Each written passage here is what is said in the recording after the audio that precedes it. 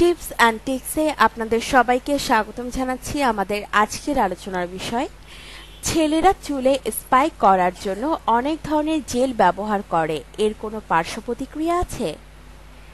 ঠিকমতো ব্যবহার না করলে পার্শ্ব প্রতিক্রিয়া তো অবশ্যই থাকবে।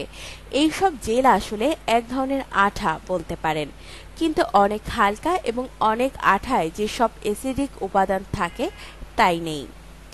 প্রথমেই বলে নেই, কেউ যদি এই হেয়ার জেল মাথায় তেল দেওয়ার মতো করে মাখে সারাদিন রাখে এবং এই জেল মাথায় নিয়েই ঘুমাতে যায়, তবে তার চুলের অবশ্যই ক্ষতি হবে।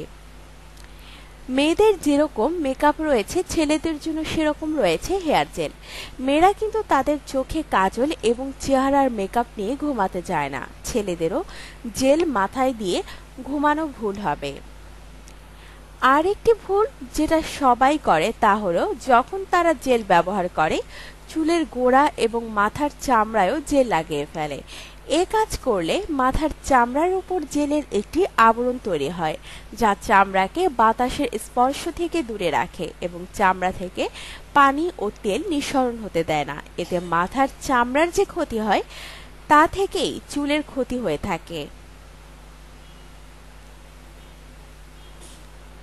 জেল ব্যবহার করার সঠিক নিয়ম হলো, প্রথমেই পরিষ্কার চুলে ব্যবহার করতে হবে যাতে বেশি দরকার না পড়ে, এবং জেল চুলের উপরে সমানভাবে লেগে থাকতে পারবে।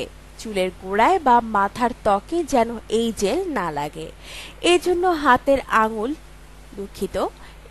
হাতের আঙুলে জেল নিয়ে চুলের মাঝে আঙুল দিয়ে বিলি কাটতে হবে শ্যাম্পু করার মতো, যেন চুলের গোড়া ম্যাসাজ না করা হয়। দরকার হলে আঙুলের মাথায় একটু জেল আলাদা করে নিয়ে চুলের প্রান্তে ধরে টেনে টেনে সঠিক স্টাইলে লাগাতে হবে। ঘরে ফিরে এসে এই চুল ধুয়ে ফেলতে হবে। হয় চলন্ত পানির নিচে 5 থেকে 7 মিনিট মাথা ধুতে হবে, অথবা পুরো এক গোসল করতে পারেন। মৃদু গরম পানি হলে ভালো হয়।